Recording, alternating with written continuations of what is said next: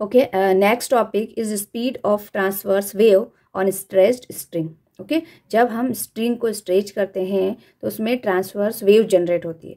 अब ये जो ट्रांसवर्स वेव है इसकी स्पीड क्या होती है? ओके, इसका फॉर्मूला जनरली जब आप हायर क्लास में जाओगे तो इसका प्रॉपर पूरा फॉर्मूला है, पूरा डेरिवेशन है, किस तरह से हम प्रूफ करेंगे स्पीड को। But in this chapter we will use the dimensional analysis. Okay, इसको थोड़ा सा सिंपल करने के लिए हम क्या करेंगे, डायमेंशनल एनालिसिस के थ्रू स्पीड फाइंड करेंगे ट्रांसवर्स वेव। ओके, तो देखिए, speed of mechanical wave is determined by the restoring force and inertial property. Okay, mechanical wave मतलब ट्रांसवर्स वेव की स्पीड को फाइंड करने के लिए हमें दो चीज़ें चाहिए, एक तो रिस्टोरिंग फोर्स चाहिए और एक इनर्शियल प्रॉपर्टी मतलब मास डेंसिटी चाहिए। ओके, तो रिस्टोरिंग फोर्स यहाँ पे जो रस्सी में जो होता है that is the tension force. Okay, string में टेंशन फोर्स होता है। और मास डेंसिटी मतलब mass per unit length. Okay, generally जो स्पीड है ये जो कॉम्बिनेशन है इसका, ये जो दो क्वांटिटीज़ हैं, tension divide by mass density. जब आप टेंशन को मास डेंसिटी से डिवाइड करेंगे डायमेंशन विद डायमेंशन फार्मूला, तो इस तरह से डायमेंशन फार्मूला लिखेंगे। टेंशन मतलब फोर्स का ये होता है ml T-2 and mu mass density mass upon length ml-1। इसे कैलकुलेट करेंगे तो m0 L² T-2 होगा। ओके, अब T कॉमन ले लिया, LT-1 2 कॉमन ले लिया। अब ये जो है इक्वेशन, ये जो डायमेंशन फार्मूला है that is the velocity. Okay, dimension formula of velocity, but square है तो यहाँ पर स्क्वायर लगाएं। तो ये आपके पास जो v आएगा, फाइनल वेलोसिटी आएगी इसकी स्पीड ऑफ ट्रांसवर्स वेव की स्ट्रेच्ड स्ट्रिंग के लिए, that is v is equals to √T/μ। Okay, stretched string है इसलिए टेंशन है, और टेंशन यहाँ पे वेलोसिटी में इंक्लूड होगा, v इज इक्वल्स टू होगा √T/μ।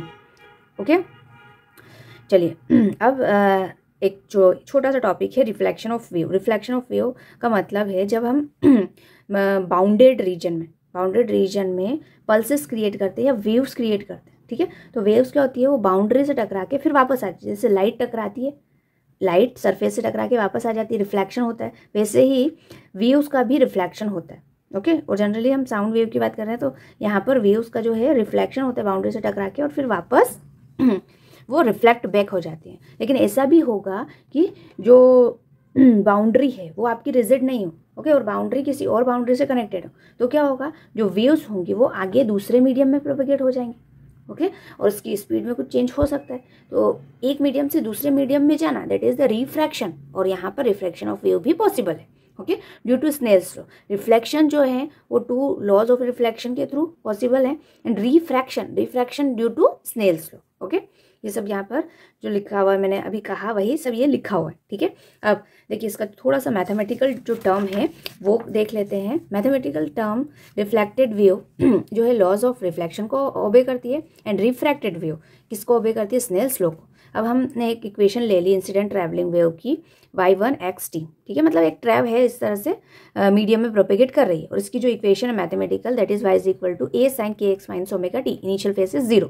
ओके, अगर रिजिड बाउंड्री है तो ये जो वेव है ये टकरा के वापस आ जाएगी, रिफ्लेक्ट बैक हो जाएगी। इसका मतलब जो डायरेक्शन है वो चेंज हुई है, वो अपोजिट हुई है। बट जो वेवलेंथ है, मतलब सॉरी, जो वेव है उसका एम्पलीट्यूड है और बाकी दूसरी जो भी चीज़ें हैं वो सेम है, फ्रीक्वेंसी, वेव नंबर, ये सब सेम है। ठीक है, बस डायरेक्शन अपोजिट है। तो डायरेक्शन अपोजिट के लिए यहाँ पे इसका मतलब देखो, टकरा के वापस आए, इसका मतलब कि जो एंगल डायरेक्शन अपोजिट मतलब एंगल जो है, फेज है जो, वो पाई है, 180 है। ओके, तो 180 यहाँ पे हम अगर ऐड करेंगे तो 180 प्लस थीटा, साइन में 180 plus theta minus sine theta होता है, तो माइनस साइन आगे हो गया, और ये सेकंड इक्वेशन मिल गया आपको। ठीक है, जब आप इन दोनों इक्वेशन को, जब वेव आई और टकरा के वापस चली गई, तो जो रिजल्टेंट डिस्प्लेसमेंट होगा दैट इज 0, क्योंकि एक पॉजिटिव एक नेगेटिव दोनों को ऐड करेंगे तो आपको 0 मिलेगा। ओके, अब जब बाउंड्री ओपन है, ठीक है, open boundary, the reflected wave reflection जो होगा यहाँ पे फाई की वैल्यू का हमें 0 लेना होगा, फाई की वैल्यू को 0 लिया।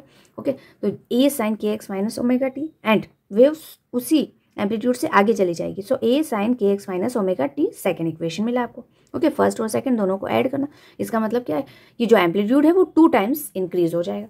ठीक है, आ गया समझ में? Stay tune with the NPC। Thank you so much.